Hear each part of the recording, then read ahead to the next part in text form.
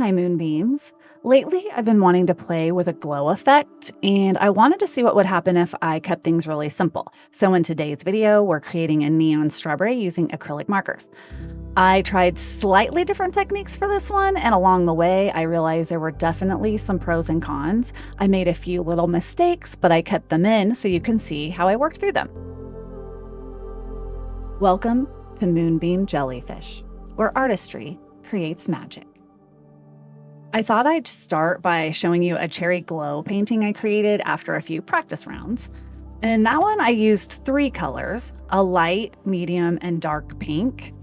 But for the strawberry, I wanted to simplify things a bit, so I only used 2 colors, a dark pink and a red.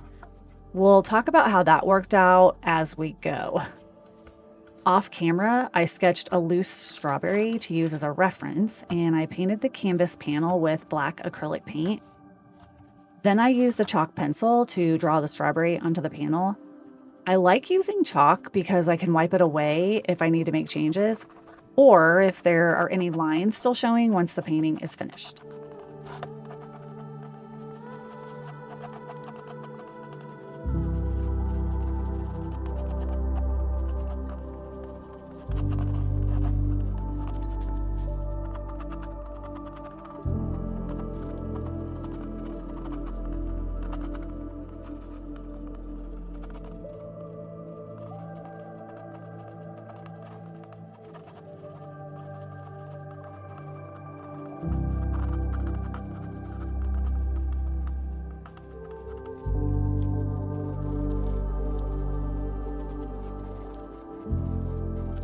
From here, I'm using acrylic markers to trace over my sketch.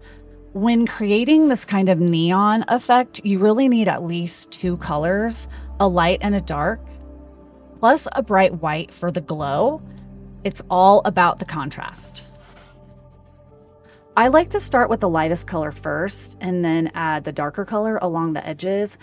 But if you prefer, you could totally start with the darkest color first and layer the lighter color on top. Take your time with this step. There's no need to rush. Oh, and by the way, as usual, all of the supplies I use will be listed in the description box below. I also try to keep the width of the line consistent through the drawing. This layer needs to be a little thicker than the white line will be so that you can still see it peeking out behind the white.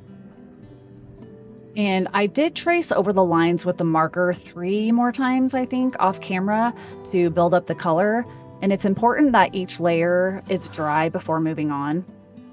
At this point, I traced over the strawberry stem using a light green color. This marker gave me much better coverage than the pink marker I used for the strawberry. I dried this layer and then did a second pass of the green off camera.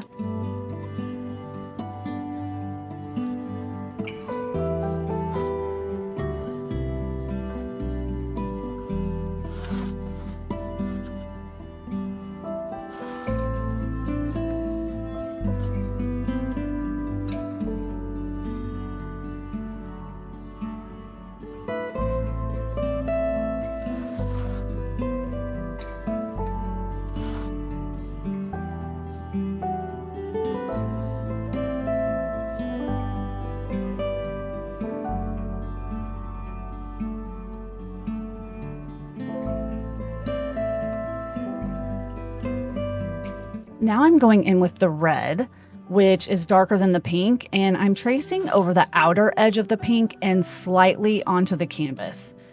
This is the step where we start creating the shadows, and this outline should be thinner than the first line. And as before, just take your time so you can create clean and consistent lines. And this is actually where I realized I might have made a mistake with the markers I chose, and we'll come back to that in a little bit.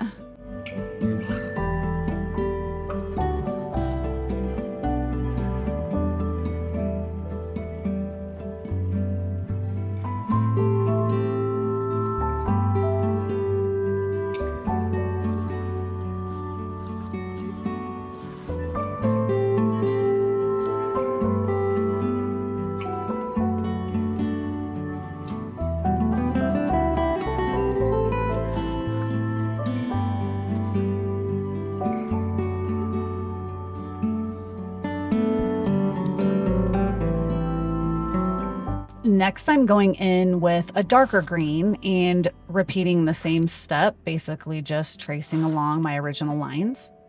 And I was much happier with the shadow line created by the Posca marker than I was with the marker I used for the strawberry shadow.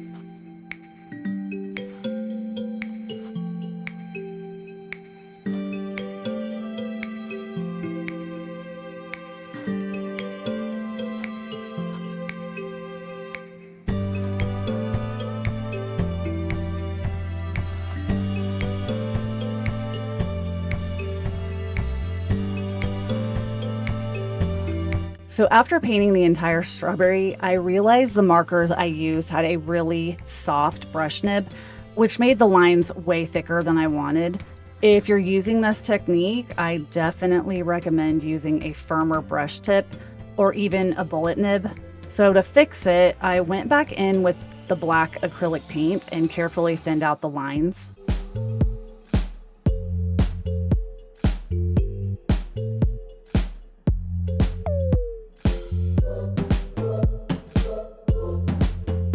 Now that the shadow line is a little thinner, I'm using the bright white Posca marker to trace along the center of the pink and light green lines.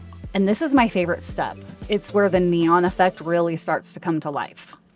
And I did trace over the white one more time off camera just to help it pop a little bit more. If you are creating something with this glow effect, I'd love to know what you'd paint. A fruit, a flower, something whimsical. Let me know in the comments.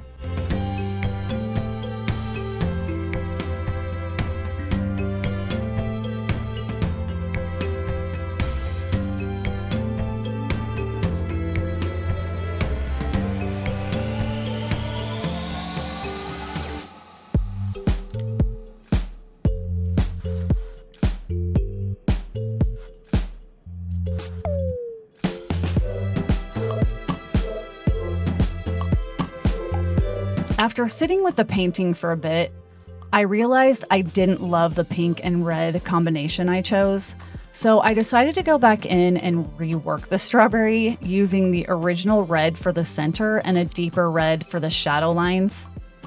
Once the painting was finished, I took a damp paper towel and removed any remaining chalk. I also considered adding a few seeds to the center, but ultimately decided not to. And then, after filming, I made a few more changes. I really loved the greens, so I left the stem as it was, but I kept thinking about the cherry painting and how much I liked using 3 colors. So I went back in and reworked the strawberry again using light, medium, and dark pinks. I also added a little splatter to the background just to give it a bit more energy and pizzazz. You know I love the pizzazz. I'm always learning and growing as an artist, and one of the biggest takeaways from this piece was how important it is to test your colors ahead of time. But I also think this painting fits this month's solar bloom theme in its own way. A reminder that sometimes growth is experimental, soft, and a little brighter than we expected. Thank you so much for joining me today. I'd love to see your painting, so feel free to tag me on Instagram at Moonbeam Jellyfish. And until next time, stay luminous and keep creating magic.